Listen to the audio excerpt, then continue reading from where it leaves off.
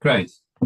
Um, good day, everyone who's come to this public lecture. SIMPTA are very pleased to give a warm welcome to John Stuart Reid, who is going to give us a talk on cymatics, the study of visible sound.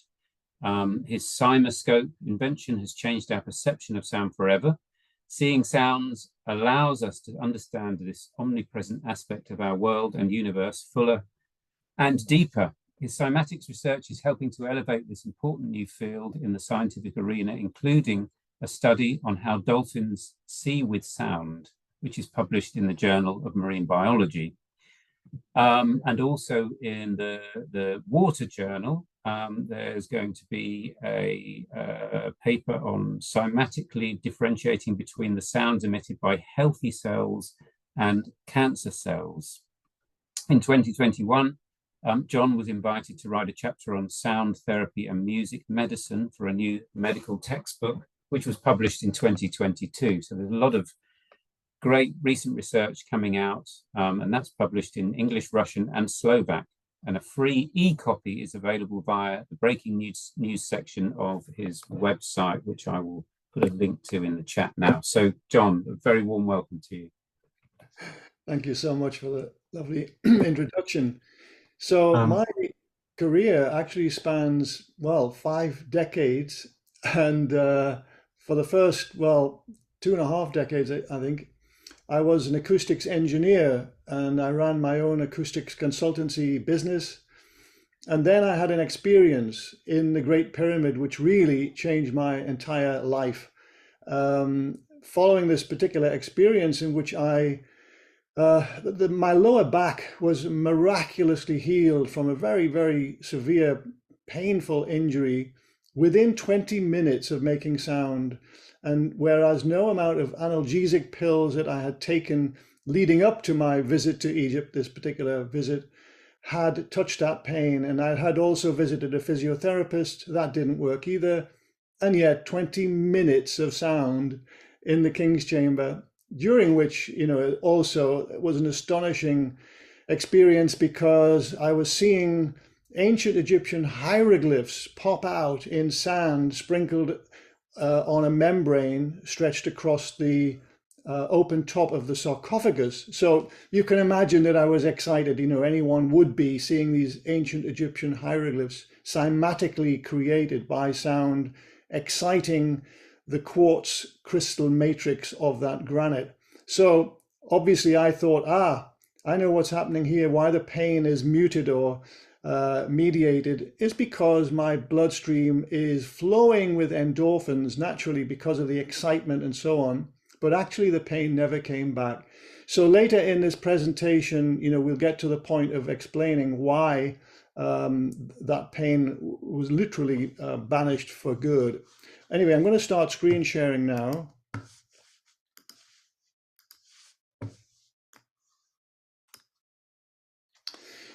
So this presentation concerns mainly the sound therapy and music medicine biological mechanisms.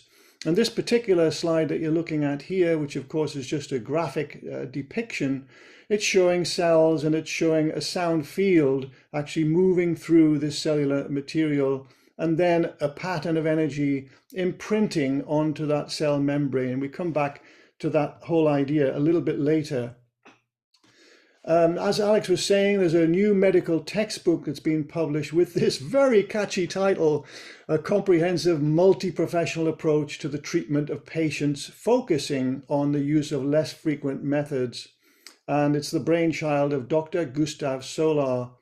My chapter in that textbook is focused on sound therapy and music medicine. I definitely encourage you to download an e-copy of that book. It's really a fascinating book. And the chapter that I wrote is very, very well referenced, so it would give you a lot of material to work with. Let's begin with a brief introduction to cymatics.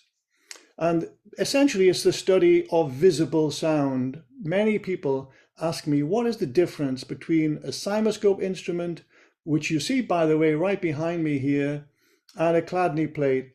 So first of all, just let me say that because of that amazing experience that I had in 1997 in the Great Pyramid, that really set me on this path that I'm still on today, now as an acoustic physics scientist rather than engineer.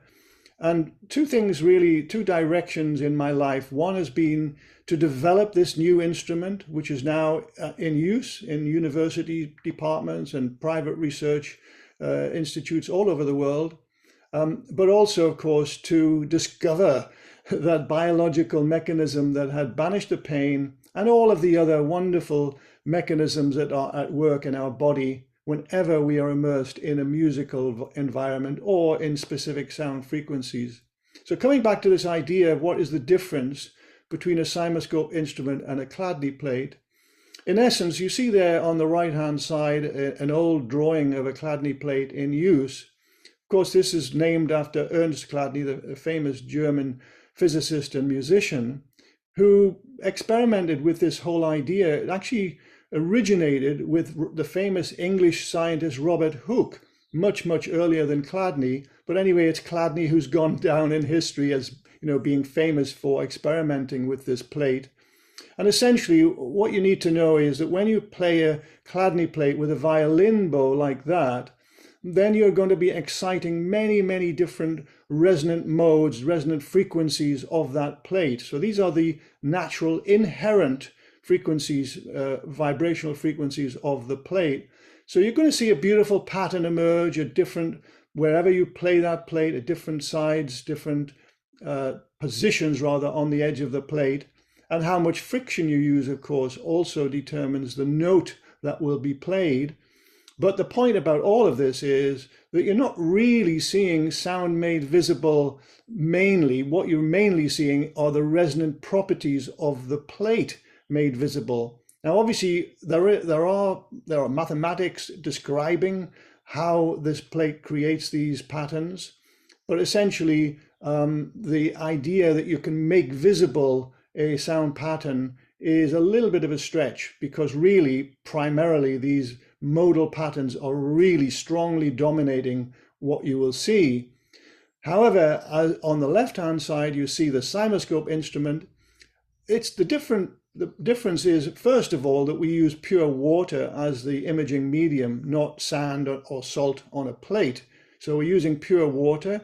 Now, of course, the various elements of the cymoscope instrument also have natural resonant frequencies, but we tune them out electronically. First, we identify them with an accelerometer system, then we tune them out so that whatever sound you put in, it basically creates an accurate geometric model or analog of that sound made visible. And that's the fundamental difference.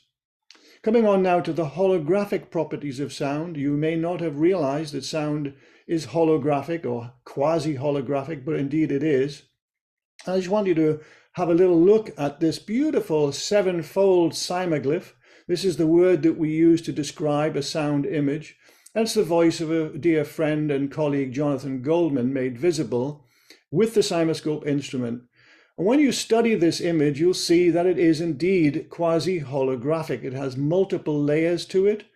And the reason for this is because when sound enters into water, it organizes the trillions and trillions of water molecules in a blink of an eye, a tiny fraction, a few milliseconds basically.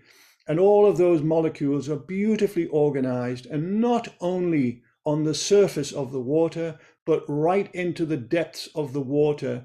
And this, of course, infers that whenever you're immersed in a musical environment, for example, that the visceral waters in your body are also going to be beautifully organized. We're coming on now to a video that actually shows you this principle. In this case, it's a cymoscope video, but we're using a cubic cuvette, or certainly a square section cuvette, and you can see it's partly filled with water. This is obviously a still image. You can also see at the right and left-hand sides what we were all taught in school all those years ago about capillary attraction. Of course, it's not really it's not really an explanation for what's happening. Why is the water climbing up the walls of the tube? Well, we'll come to that a little bit later in this presentation, but suffice to say that you're seeing there the datum of the water's surface. I'm now going to switch to a video, and you're going to see this literally the water being excited by a 10 hertz sinusoidal frequency going into that water, sonic frequency, and then just watch what happens. Sinoscope cubic cuvette experiment number 3. This time we've lowered the level of the water so that we can see more detail both above and below the level of the water. So bringing up the amplitude slowly, still have 10 hertz excitation frequency.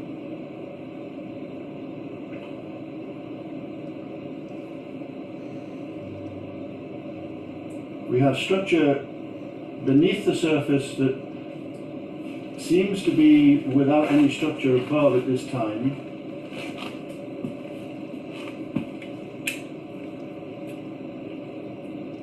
Bringing the amplitude up further. Again, from this perspective, the structure all seems to be beneath the surface. Okay, so I now need to show you what that looks like from above. But the essence of this is that if we had kept on increasing the amplitude, then of course eventually there would have been an excursion above the water's surface. But all of the organization that's happening at this particular amplitude is happening beneath the water's surface. And now have a look at what you're seeing from above. And now you see a really beautiful cymoglyph, as we call it, in this case a square section cymoglyph.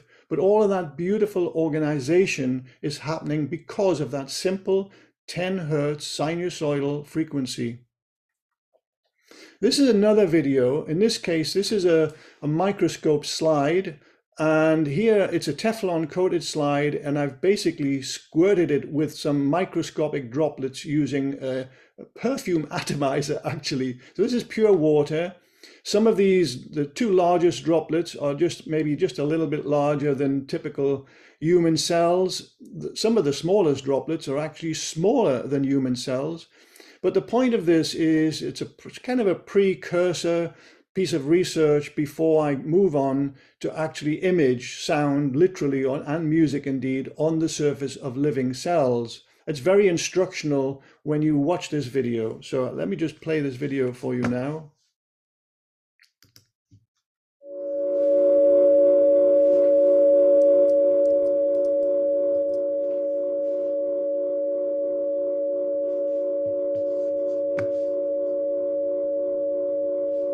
Let me just stop it there for a moment so you can see what's happening. The two largest droplets are exhibiting a rather beautiful cymatic pattern, whereas the medium-sized droplets, when I play it just for another second or two, you'll notice that they are trying to do something. They're obviously absorbing some of the energy, the acoustic energy, whereas the smallest droplets, this is rather like the Three Bears illustration, isn't it? The smallest droplets are doing nothing at all. It's apparently they're ignoring the acoustic energy. Let's just play it for another second or two.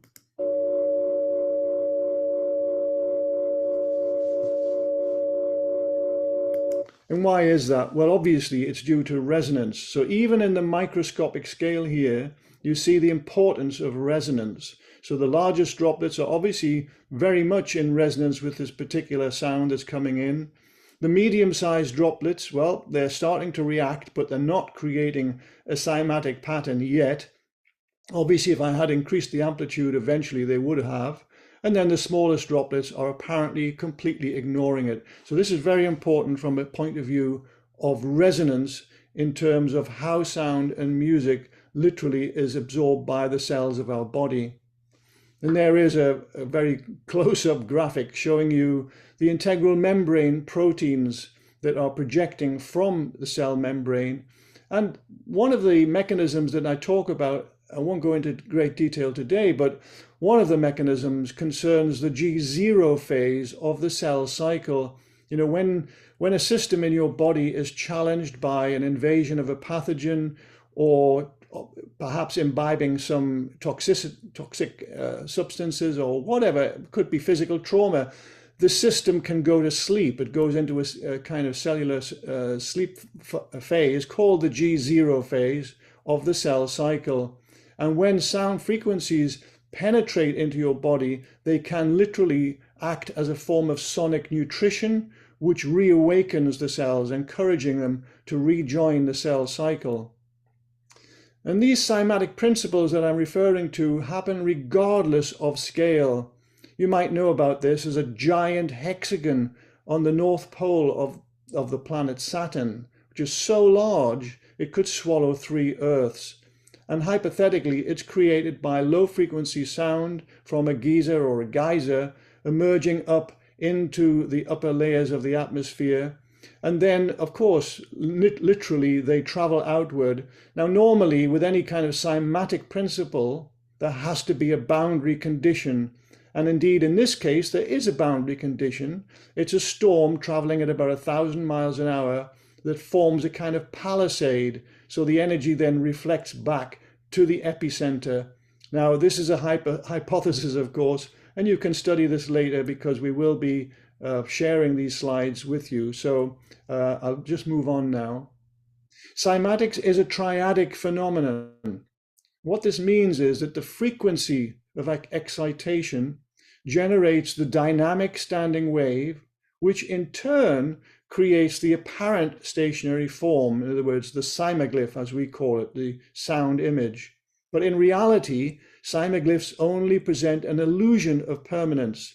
Their genesis can be studied during different phases of oscillation, for example, when viewed by means of a camera, if you then select different shutter speeds. And it was Sir Humphrey Davy who said, "Nothing tends so much to the advancement of knowledge as the application of a new instrument." And how right he was. What would we know about the realm of stars without a telescope? Well, very, very little, actually, when you think about it. What would we know about the realm of cells without a microscope? Well, even less, because before the invention of the microscope, no one even suspected that such a realm existed. And what would we know about the realm of visible sound without a cymoscope instrument? And again, the answer is extremely little. So the cymoscope instrument images a cross-section through the sonic bubble. And here you see a violin, a young violinist playing this beautiful note, and a beautiful sound bubble is emerging from her violin, frozen at a moment in time. In the center part of the graphic, you see the bubble has been halved, and on the right-hand side, you see the cross-section through that bubble. There's a larger image of it. And from the holographic point of view, it basically means if you could zoom in to any atom or any molecule on the surface, the notional surface of that bubble in this frozen moment, and look at the vibrational spectra of that atom or molecule, you would see that it contains all of the vibrational information relating to that particular note that that young woman is playing on her instrument. Now, if you were to zoom into any atom or molecule on the interior of the bubble, likewise, you would see exactly the same vibrational information. It doesn't take a whole bunch of atoms or molecules to actually show us the vibrational information. It's all contained in a single atom or a single molecule. And this is why we can say with confidence that sound is holographic or quasi-holographic. And there's a very nice illustration of this very strange situation we find ourselves in, where everyone's talking about sound waves that don't literally exist in nature. You know, if you ask anyone, you know, what is the shape of sound, they will always tell you it's a wave. But if you then say, well, show me that wave coming out of your mouth right now as you're talking to me, they will literally show you a wave wiggling its way through the air. And of course, that is so untrue. It's literally a bubble, a sonic bubble that's emerging from that person's mouth and nose. There's the illustration showing you where this term wave comes from. It literally comes from the compressions and rarefactions of the vibrations in the sound bubble, but shown graphically. But of course, nature does not use graphs. Coming on now to the very brief introduction to the physics of sound, which is actually extremely important in relation to sound therapy and music medicine. Why? Because sound gives birth to infrared light. And this little graphic is showing you why that happens. Around all atoms and all molecules, there is a magnetic shell, you can call it, a magnetic moment, it's usually termed in science. And when two atoms or two molecules collide, of course, it's the magnetic moments of these atoms that are colliding with each other.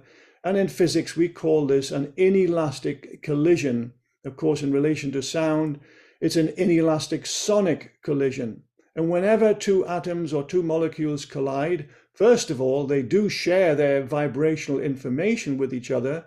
But the other thing that happens is that light is created, always, with any sonic inelastic collision. And the light that's created, mainly on this earth, it's created in the infrared spectrum. Of course, it's quite possible to create visible light with sound, for example, sonobioluminescence, and also some of the actual metabolic processes going on in your cells, even there, create some visible biophotons, very little, but some. But mostly it's infrared light that is created. And it's very important to know that the light that is so created by sound and by music is modulated in frequency by the music or by the sound. And of course, we know this is true. One of the simple ways to know that this is so true is simply by rubbing your hands together. And if you rub your hands together very vigorously, you know that it will create warmth. And we use this everyday term friction to describe what we're doing. It's the friction between the molecules or the proteins, let's say, in the skin of one hand, rubbing past the proteins in your other hand. But really, at the atomic level, it comes back to these magnetic shells around the atoms and molecules that are slipping past each other and creating radiant radiation, basically, which in this case is in the infrared spectrum. And I like to say it simply, sound gives birth to light. And here is the formula that actually shows you why this is true.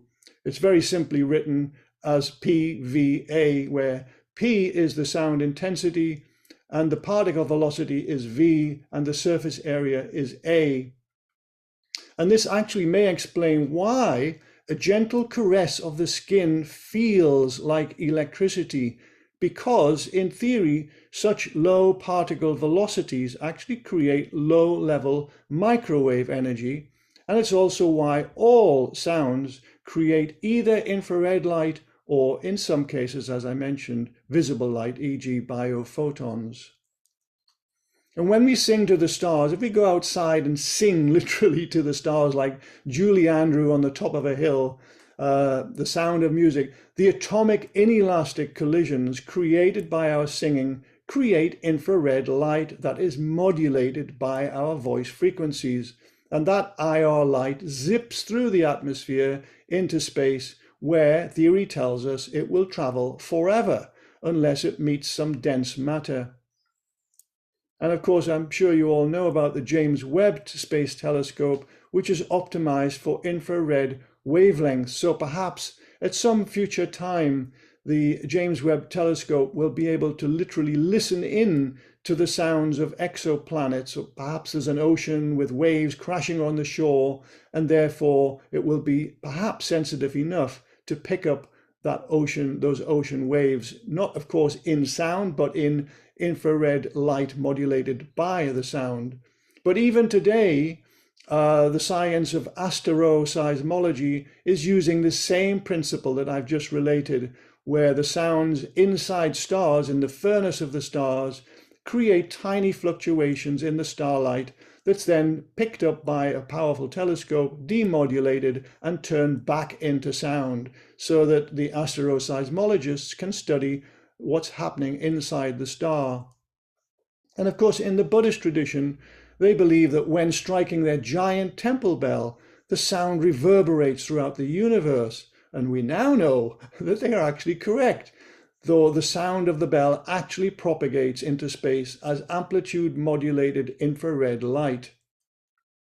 And why is this important? Well, it's important because intercellular communication occurs mainly in the far infrared spectrum. The physics of sound-light interactions infers that sonic modulated light is conveyed to cells in the medium of their own language, and that music and other therapeutic sonic frequencies convey harmonic energy information direct to the cells.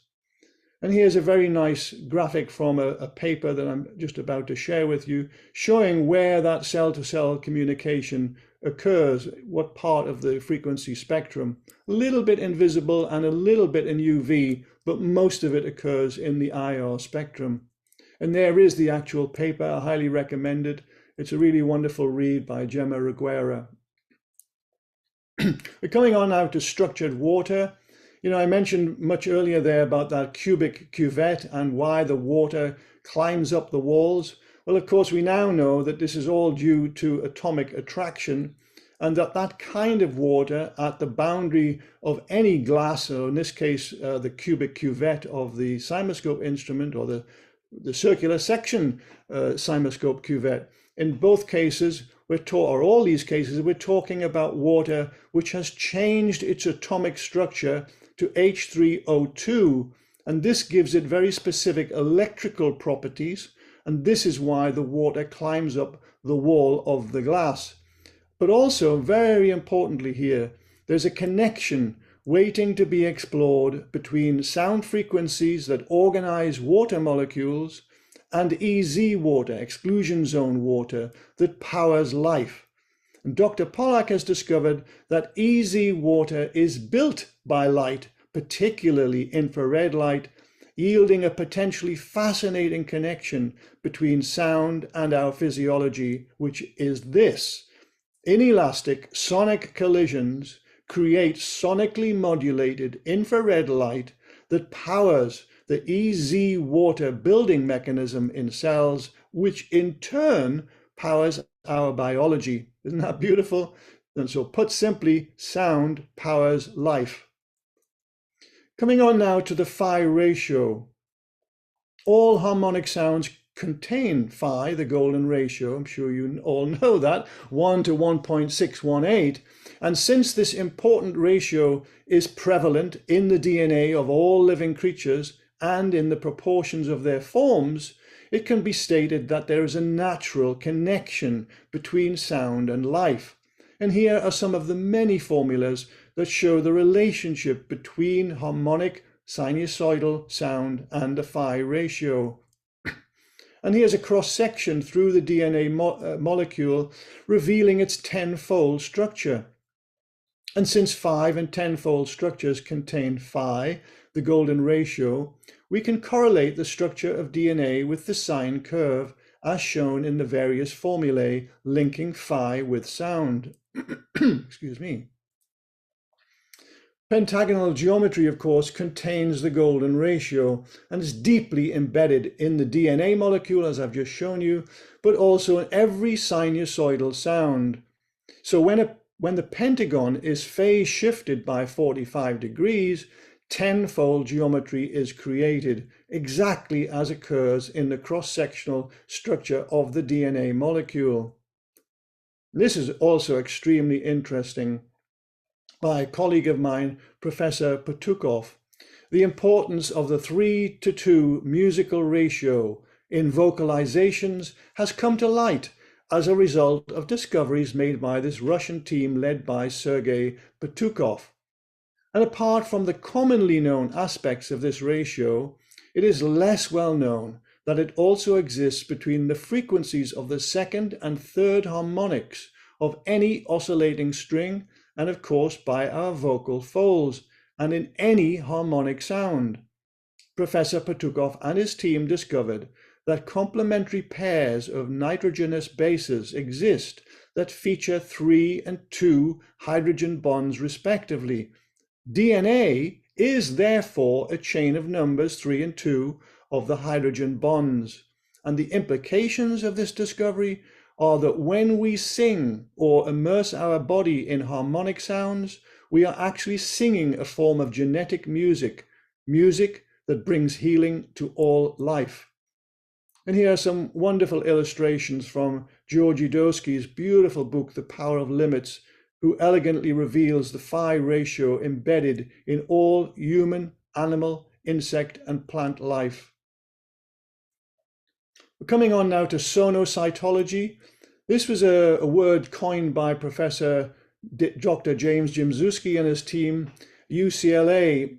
And what they discovered is that all cells sing a song. Well, they're using this term poetically, of course, but in reality, the metabolic processes that are going on inside cells all of the time cause a kind of respiration of the cell membrane. In other words, the cell is physically moving and creating sound. And interestingly, all of the frequencies generated by human cells are created in the audible spectrum. That's not to say that we can literally hear them, but if we had ears sensitive enough, yes, indeed, we would be able to hear the sounds of our own cells, and perhaps it's just as well that we cannot.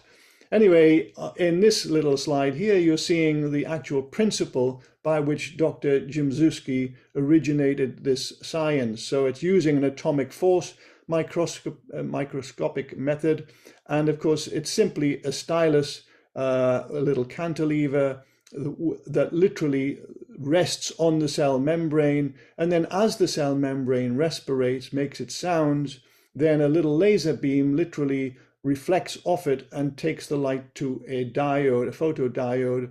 And this is a quote from Dr. Pelling's article. He was an assistant at that time to James Jimzewski, and he said this: observing cells in different situations, for example, cells under stress, generates different sounds.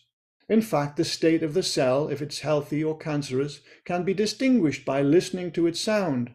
In future, we hope to bring our research in sonocytology to the point at which it can be integrated in medical disciplines such as cancer research. Listening to cells would allow a fast diagnosis of cancer without the use of drugs or surgery. Sonocytology might also make cancer detection possible before a tumor forms. And Professor Sungchul Ji and I used exactly that method, or very similar method, to detect the sounds of cancer cells and healthy cells, and then make them visible with the CymaScope instrument. Actually, we didn't use atomic force microscopy. In this case, we used Raman spectroscopy, which is actually much simpler, easier to use system than AFM. And this was one of the results that I'm showing you now. This is a typical cymaglyph from a healthy cell on the left, and a typical cymaglyph from a cancerous cell on the right. And you can see very obviously that the healthy cell produces a, well, quite beautiful image, actually, very symmetrical, whereas the cymaglyph of the cancer cell is by comparison rather ugly and skewed. And there is the paper that we published in the Water Journal on this research. We're coming now to the kind of meat of this presentation: how sound and music supports healing. First, the role of nitric oxide. Nitric oxide reduces blood pressure by vasodilation, and many other health benefits are derived from this important molecule. For example, promotion of wound healing by cellular proliferation and angiogenesis, mediation of cutaneous edema and inflammation, cytotoxic action against pathogens. It increases cerebral blood flow and oxygenation to the brain. It inhibits the aggregation of platelets within blood vessels, thus helping prevent thrombotic events. It supports reduction of pulmonary hypertension and chronic obstructive airway disease, and much more. So this is a very, very important molecule in the body. And in this paper that I'm mentioning here, assessment of nasal and sinus nitric oxide output using a single breath humming, they actually showed that a single breath can cause this remarkable increase in nitric oxide levels. You need to know that nitric oxide is produced in the paranasal sinus cavities and in the lungs. In the paranasal sinus cavities, the Helmholtz resonant frequencies are between 1 kilohertz and 2 kilohertz, depending on skull size. And of course, whether you're male or female, typically females tend to have slightly smaller skulls, males tend to have slightly larger heads.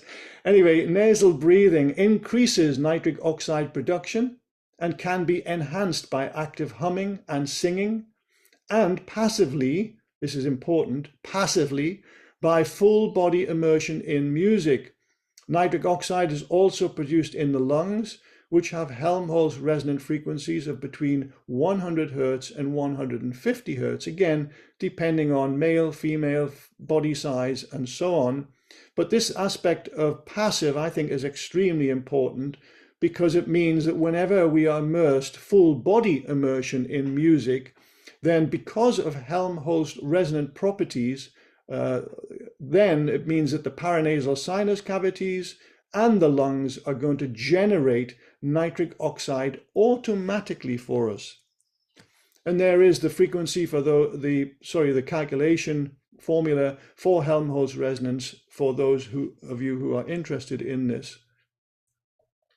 How does music boost the immune system?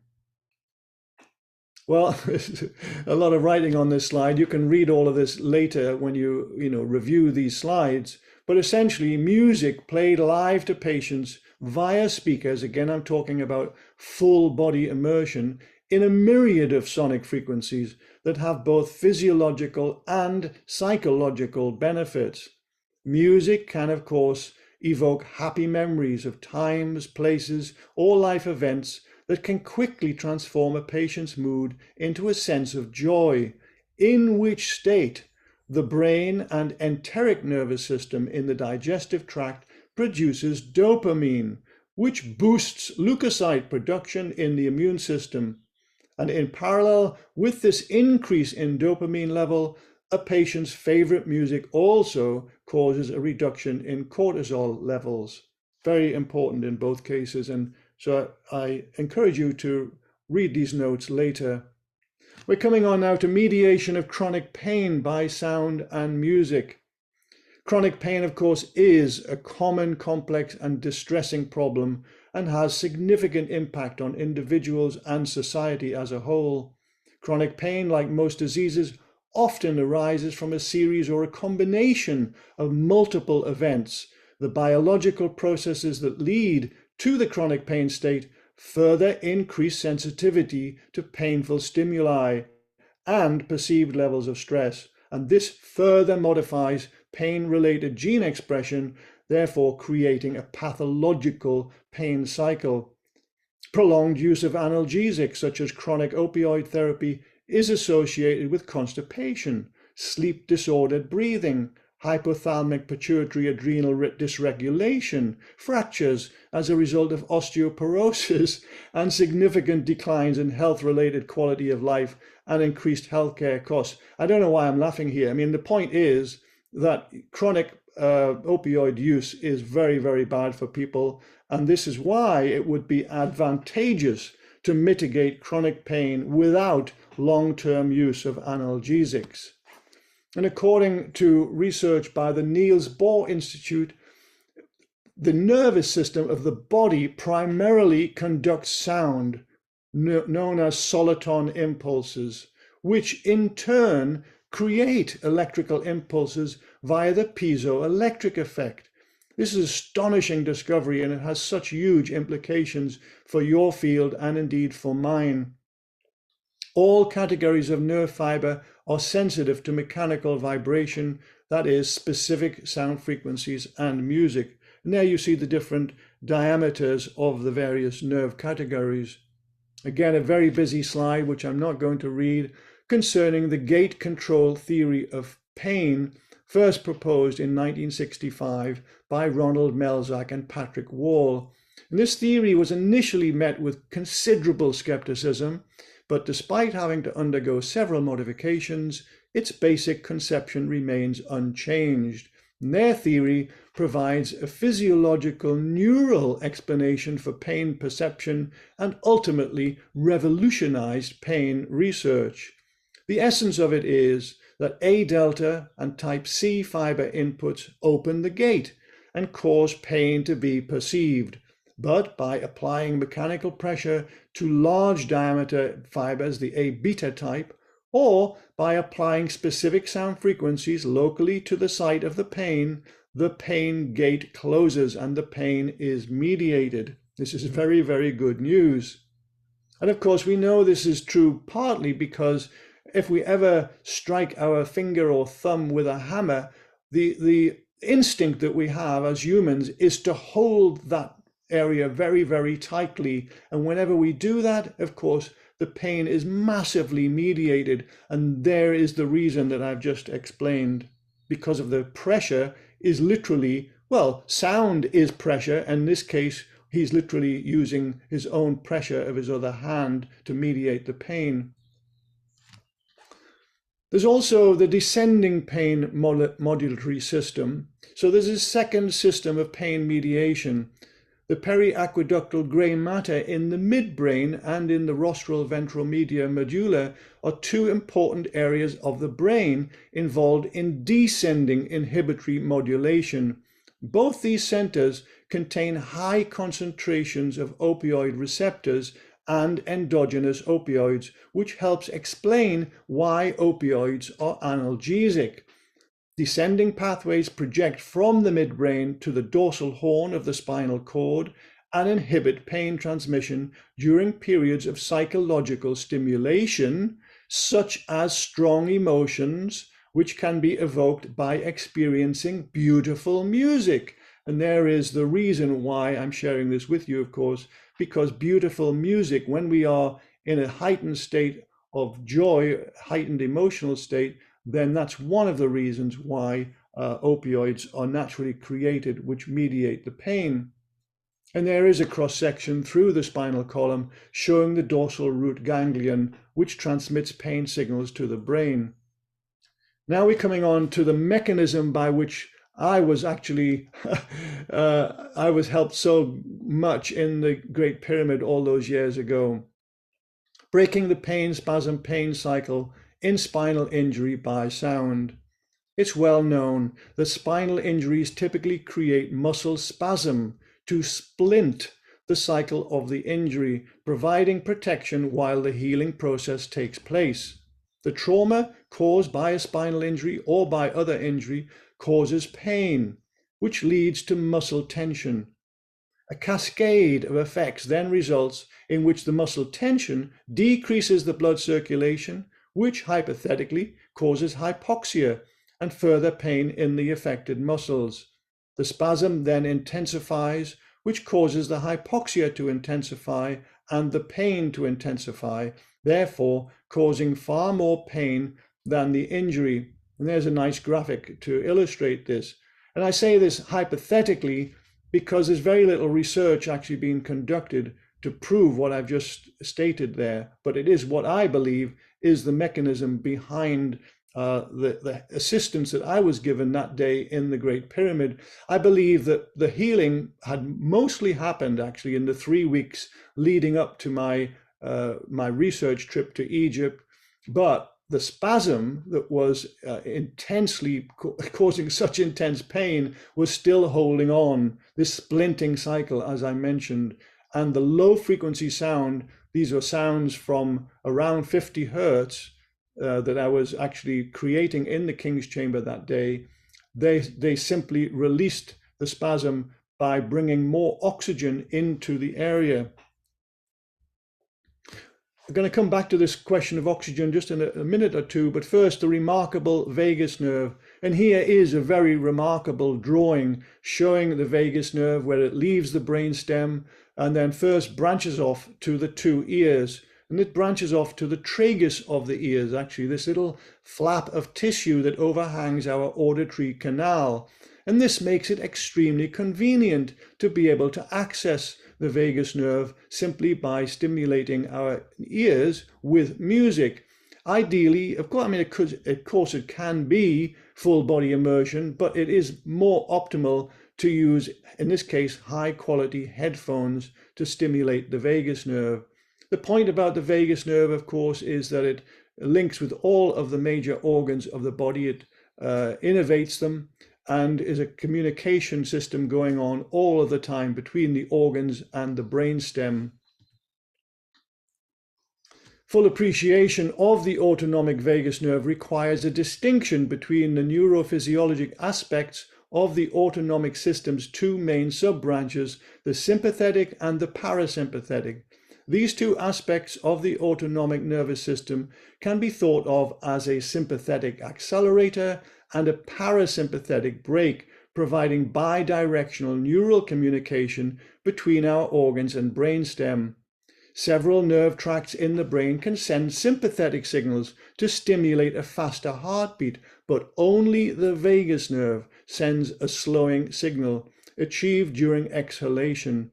The heart beats slightly faster as we inhale and slower as we exhale, termed respiratory sinus arrhythmia, which is a measure of vagal tone. And the auditory nerve that carries sound signals from the ears to the brain receives close crosstalk from the auricular branch of the vagus nerve. I'm not going to read all of this second here. You can go through this yourself, basically, when you review these slides. But there is a hardwired connection between the nervous system and the immune system as an anti-inflammatory mechanism. Counter-regulatory mechanisms such as anti-inflammatory cytokines normally limit the acute inflammatory response and provide the spread of inflammatory mediators into the bloodstream. However, this system can become unbalanced, leading to chronic inflammation. And of course, there are millions of people all over the world suffering from chronic inflammation and the pain that goes with it, chronic pain. And there is no pharmacological pill that can be taken to mediate chronic inflammation. The best that a clinician can do is to help with the pain. So this is why sonic stimulation of the vagus nerve can help restore cytokine balance, leading to a reduction in chronic inflammation and chronic pain. We're coming close to the end now. Oxygen-driven healing by sound. So this was a research project in collaboration with Professor G of Rutgers University, who, by the way, is the father of G. Some of you may be familiar with that gentleman, of greenmedinfo.com, probably the world's largest natural health website. Professor G, that you see here, came to our lab and worked with me to design a protocol in order to test the effects of music on red blood cells. And this, in essence, is the experiment. We take a vial of blood, whole blood, and we then decant it into two smaller test tubes. One test tube, as you see here, goes into the lab's incubator with a small speaker. The other test tube goes into the lab's Faraday cage, which is very, very quiet, about -25 dBA. So it's extremely quiet environment. And that's the control, obviously. What we found when we immersed music in blood, when we immersed blood in music for 20 minutes, we found a massive increase in the viability of the red blood cells. So basically, in any test tube of blood, you will always have millions of red blood cells that are alive and well, millions of red blood cells that are already dead, and also more millions that are in a kind of transitory stage between living and death. And these are the red blood cells that are, in this case, made new again by the music within 20 minutes. And the hypothesis that we began with when we discovered this, the mechanism behind it, concerned oxygen, because simply we were seeing in the CymaScope instrument, when you saw there Professor G inject whole blood into the CymaScope instrument, we actually saw that when music or sound frequencies or any frequency enter into blood, they actually imprint a beautiful pattern on the blood. And this pattern literally gave us the clue as to what the mechanism is, and it concerns oxygen. So when we receive the blood from the blood bank, it is very, very dark red, a kind of dark maroon color. But as soon as we inject any sonic frequency into the blood, it turns bright scarlet immediately. And this is telling us that the dissolved oxygen in the blood is being bound to the hemoglobin molecules and therefore turning it bright scarlet. And that was the clue. And ultimately, cutting a long story short, we were able to prove that that was the mechanism by using an oxygenation meter. And so what you will find is that any music, immersing any blood in music will cause a massive increase in oxygen availability to the proteins in the blood that will then go to work and repair the old red blood cells within 20 minutes, which is pretty astonishing. And then in much more recent times, I've been conducting experiments with white blood cells and finding an increase in viability there too, not as high as in the reds, but certainly still an increase, which in itself is, very exciting. And this work is yet to be published after we then conduct an in vivo experiment of a similar nature. And that is the end of this presentation. I hope it has helped join some dots for you and has provided inspiration for your studies and subsequent research. And I'd be very happy to take any questions if there's any time, if there's any time left. I'll just stop my screen sharing now. Thank you so much, John. That is a really thorough trip through the physics behind all of that, and even managed to touch base with something most of us haven't thought about since doing a music degree, which is I've forgotten the name of it now. But anyway, we have some questions. Anybody have any questions? I have one that I noticed from Laura Michaels. And okay, there's a question. So we'll start with Roberta Bartesca. What kind or type of music was used in the studies? Good question, thank you. Well, we began with classical music because both Professor G and myself had kind of been preconditioned, you could say, to classical music. I love classical music, and you've probably read the research where someone played rock music to a plant and it wilted, and then they played classical music to a plant and it thrived. Well, this is probably part of our preconditioning, to think that classical music was going to be the best. Actually, it turned out to be provide the poorest return in terms of red blood cell count. And we now know the reason for that, which is that the classical music has a relatively poor lower bass response, basically bass register, whereas all the popular music genres that we tried, and we tried many different music genres, all of those, of course, usually have a pounding bass beat. And of course, it turns out that this bass beat is actually extremely important for healing. So who would have known that, before doing these experiments? But anyway, what happens is when you have this bass beat, it actually mimics our heartbeat, right? And in our heart, what we now know is that the heart is not just simply a pump circulating the blood around the bloodstream. It's actually also providing low frequency sound pulses, which cause oxygen binding. So in other words, the oxygen that's already dissolved in the bloodstream is bound to the hemoglobin by the heartbeat sound. And here, when low frequencies from music, from popular music, penetrate into our circulatory system, it does exactly the same thing. Right, wow. Laura Michaels has asked, there's been some research on vibration and treating osteoporosis. Are there any good references on that topic? Yes, there are. If you download that the chapter, well, you can't download the chapter. When you download that medical ebook, you'll find in my chapter that there are references to osteoporosis. But if you write to me directly, then I'll be able to help you further with that particular aspect. I've been And another question, actually, let me just find the anonymous attendee. What does it tell us about our own voice? Could this be considered an immunogen of some sort? Our own voice in terms of what? Sorry, Alex, what was that? Well, I'm not quite sure. Maybe it's with reference to what you were saying about humming. Yes, well, certainly our own voice has many therapeutic aspects to it. Certainly, if you hum, if you close your lips and you hum, then you will beautifully excite the paranasal sinus cavities. You will create copious amounts of nitric oxide.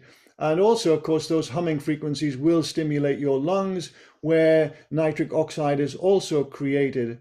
In addition, humming or singing will stimulate the tragus of your ears, and that in itself will also obviously help to stimulate the vagus nerve.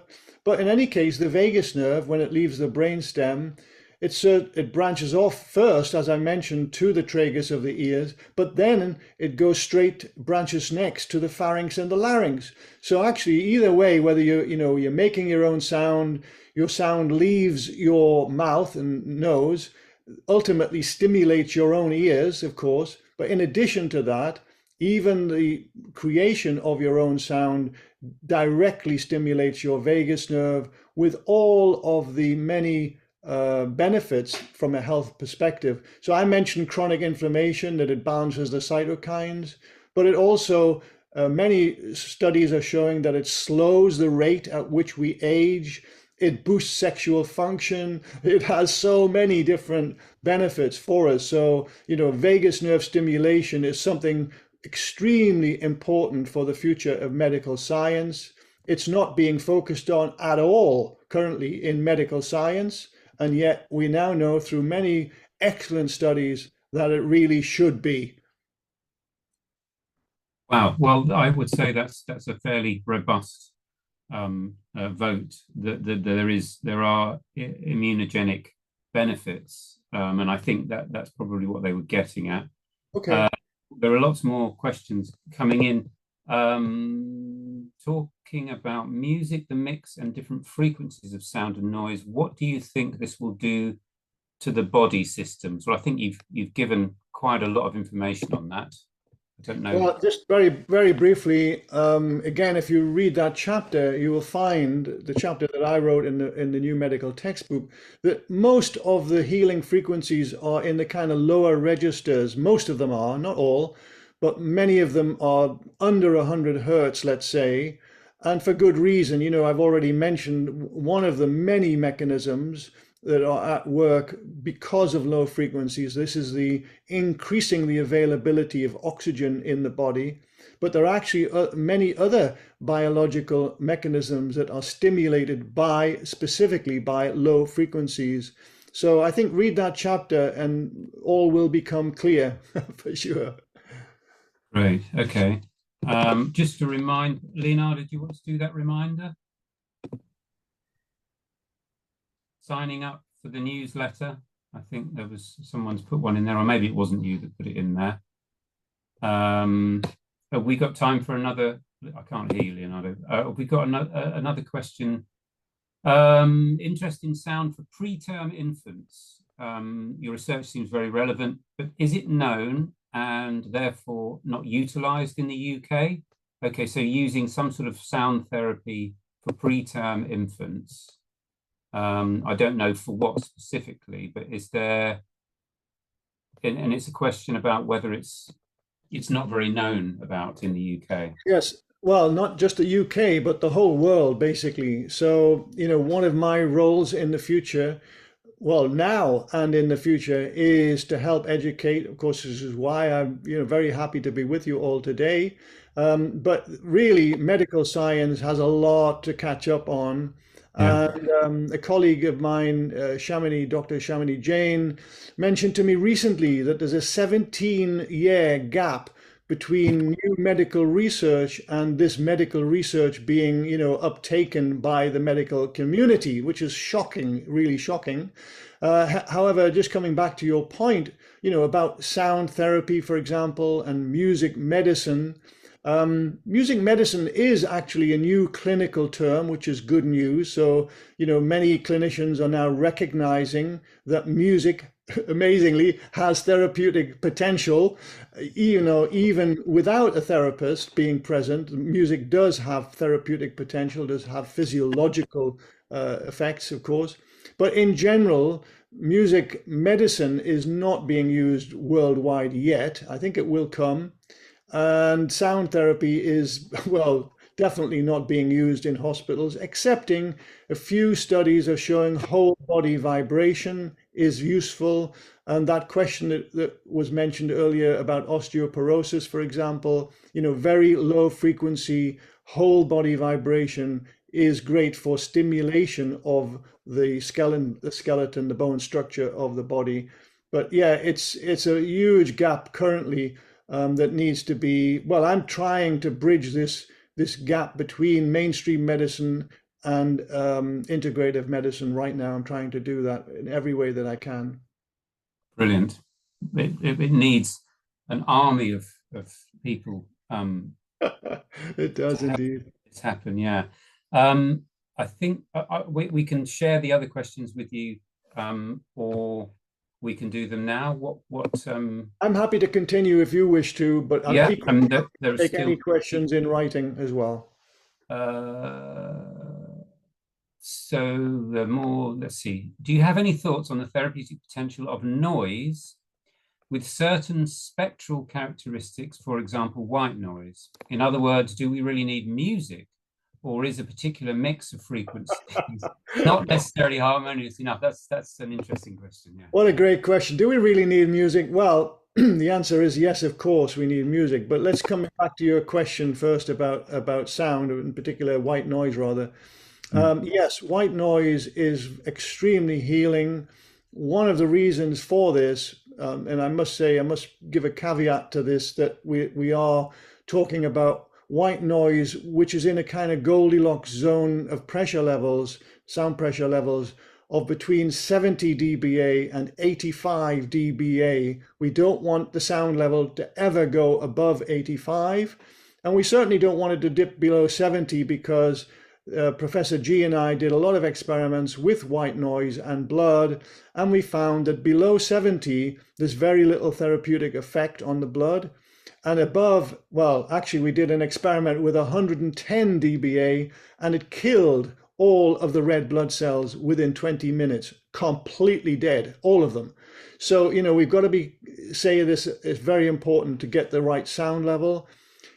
Sources of white noise in nature, such as waterfalls, the ocean waves, and so on, all extremely healing, and they never get above 85, well, maybe 90 dBA if you're standing very close to a waterfall. But essentially, we must not go above 85 because that will stress the cells in your body instead of helping them. We talked about sonocytology and James Jimzewski's work. What happens is, when cells are challenged in some way, as I mentioned, they need energy in some way, and sonic energy is equal in many instances to nutritional energy. So provided you provide a very broad spectrum of sound to the body that's not above 85 dBA, then the cells will simply take from that soundscape whatever frequencies they need and simply reject the frequencies gently that they don't need. And another source of white noise is the gong. The gong is a wonderful healing instrument, again, provided it's played at moderate sound levels and not too high. Because anyway, getting back to James Jimzewski, no one has currently conducted the research to know exactly what type of cells in your body produce what type of complex song, right? So how do we help them? Well, we help them by giving them a complex sound field, whether it be from noise or from music. But of course, music also has other many benefits, such as I mentioned in this little presentation. It produces happiness in us. White noise doesn't do that, but music does produce happiness, joy, dopamine is created, cortisol is suppressed, and all the many other mechanisms that occur because we're immersed in a musical environment. Great. Yes, that really helped to make that distinction. Kate Jones asks, so music has been used for healing throughout time. I wonder if there are some historical examples that bear out in this current science. I don't yeah, the no, I think it's a question about how music is used in healing today, perhaps compared with the other historical examples. Okay, well, from a historic viewpoint, my own research was actually inspired by Pythagoras of Samos, who, around about 500 BCE, he was the first guy in history, as far as we know, to actually to show the correlation between music and healing. Certainly the Egyptians, he visited Egypt with several sources, good reliable sources showing that Pythagoras visited Egypt several times, and it's almost certain that he gained a lot of his knowledge from the ancient Egyptians, although there's nothing written extant, to prove that, but simply the fact that at the point when Pythagoras had visited Egypt, the Egyptians had been making music for like nearly 3,000 years before Pythagoras's visit. So the idea that they didn't get information from the ancient Egyptians is pretty, not likely anyway. So also, of course, there are many other instances of use of music as a therapeutic agent. For example, the Vedic tradition, they were using mantras going back many thousands of years, prescriptive mantras. And of course, what's a mantra if it's not using vocal sound? And I've already, mentioned some of the many mechanisms that occur when we vocalize. And so it's quite obvious to me why their system worked. Right, that's what she's getting at with this question. Yeah. It was saying, does the current scientific evidence support those? It does. It does, absolutely, 100%. Mm-hmm. Yeah. And Natalia Pavliuk. Now I understand why my piano students with refugee war trauma background love playing those heavy octaves in lower register. They're literally drawn to the heavier bass sounds in classical music as well. Wow. I'm really glad that you brought up this question about piano sounds, or this point about piano sounds, because of course the piano has a beautiful range. I mean, 88 notes, of course, but of course every piano string, as they're called, are not just one string. They are groups of strings, usually in threes, and the numbers of frequencies created by piano music is just phenomenal. I mean, like 10 harmonics is nothing compared with what we see sometimes from pianos. It's just astonishing, the range of frequencies. And we have a friend in Dan Kohler in Florida, who is actually a really excellent piano technician, and he brings people to his home to heal by lying under the piano while the piano is played via one of those automatic piano player devices, and people are reporting all sorts of amazing healings from so many different illnesses. So, I think the piano is a wonderful healing instrument. That does remind me, just anecdotally, of a colleague in Padua, in Italy, who plays the didgeridoo. And I think he was trying to convey something of how they use those in a similar way. And he asked me to lie down on the floor while he played the didgeridoo over my stomach. And I wasn't sure if he was winding me up or I missed the point. No, because a didge is actually another wonderful healing instrument. And of course, that has a tradition going back, well, some people say up to 40,000 years, but right. I don't know about that. But unfortunately, again, a little bit like, the Pythagorean thing and the Egyptian thing, there's very little written, in terms of well, actually, there's nothing written from the Aboriginals themselves, but there's a lot of anecdotal, writings on the subject. Broken bones are healed, all sorts of maladies are healed by Yeah. the disc. And the reason is because, again, it has a very broad spectrum of frequencies. I looked at it on our lab spectrum analyzer a few months ago, and it covered literally the whole of the spectrum, right from 12 hertz up to 32.5 kilohertz, and no doubt way beyond 32.5K. In other words, it has a fabulous spectrum of frequencies. So again, coming back to this point, that if you're immersed in a very complex sound field, your cells will take what they need from it to energize themselves, Amazing. I think that's a great point to leave it. But I'm sure we could go on. Sure. If anyone else has questions, please send them in. I'd be very happy. I'm not saying I'm going to do it literally tomorrow, but as soon as I can, I will answer your questions in writing to Alex. Yeah, and I think some people are asking about how they can access the recording of this and the PowerPoint. So, Leonardo, will you convey that information?